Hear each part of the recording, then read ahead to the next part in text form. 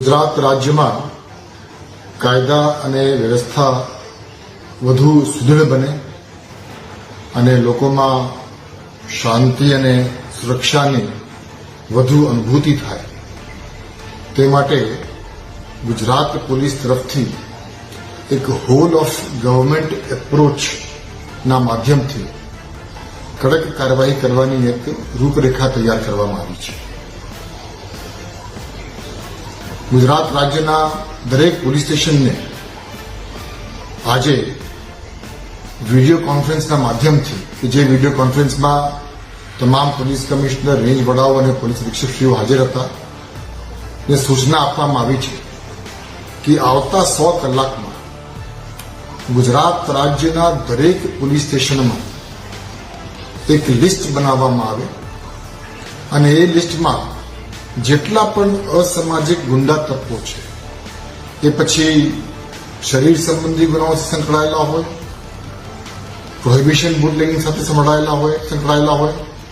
જુગાર સાથે સંકળાયેલા હોય, મિલકત સંબંધી હોય, ખંડણી વિરાવણી હોય, એ તમામ પ્રકારના અસામાજિક કૃત્ય કરનાર વ્યક્તિઓની યાદી દરેક પોલીસ સ્ટેશનમાં આવતા 100 કલાકમાં તૈયાર કરવા માટે સૂચના દરેકને આપવામાં આવી છે. 100 કલાકની અંદર આ લિસ્ટ તૈયાર થઈ ગયા પછી એ તમામ લોકો વિરુદ્ધમાં હોલ ઓફ ગવર્મેન્ટ એપ્રોચથી કડક શિક્ષાત્મક કાર્યવાહી કરવા માટેની પણ વ્યૂહરચના તૈયાર કરવામાં આવી છે. આવા અસામાજિક ગુંડા તત્વો જો કોઈ ગેરકાયદેસર બાંધકામ કર્યું હોય, સરકારી જમીન ઉપર એન્ક્રોચમેન્ટ કર્યું હોય, ગેરકાયદેસર વીજ કનેક્શન લીધા હોય, ભાડુઆતના નોટિફિકેશનનું પાલન નહીં કર્યું હોય, અગાઉ ગુનામાં પકડાયા હોય, જામીન મળી હોય, જામીન રદ ન થયા હોય તો જામીન રદ કરવા માટેની એ તમામ પ્રકારની અલગ અલગ પ્રકારની કાર્યવાહી પોલીસ એમની રીતે અને સ્થાનિક મ્યુનિસિપલ કોર્પોરેશન કે નગરપાલિકા કે ગ્રામ પંચાયતને સાથે રાખી ને કડકમાં કડક પગલાં લેવા માટે આજે દરેકને સૂચના આપવામાં આવી છે. ગુજરાત પોલીસ કોઈપણ અસામાજિક કૃત્યને ખૂબ ગંભીરતાથી લે છે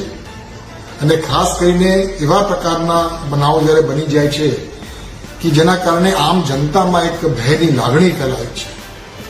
તે ખૂબ ગંભીર બાબત બની જાય છે. એટલે આ પ્રકારની પ્રોએક્ટિવ પોલીસિંગના માધ્યમથી જે લોકોની વિરુદ્ધમાં એવા પ્રકારનો ભૂતપૂર્વમાં ઇતિહાસ રહ્યા છે એ તમામ લોકોને શોધીને એનો ડોસિયર તૈયાર કરી અને એના વિરુદ્ધમાં તાત્કાલિક શિક્ષાત્મક કાર્યવાહી કરવા માટેની સૂચના આજ રોજ વિડીયો કોન્ફરન્સના માધ્યમથી દરેક પોલીસ કમિશનર, દરેક રેન્જ વડા અને દરેક પોલીસ અધિક્ષકશ્રીઓને સૂચના આપવામાં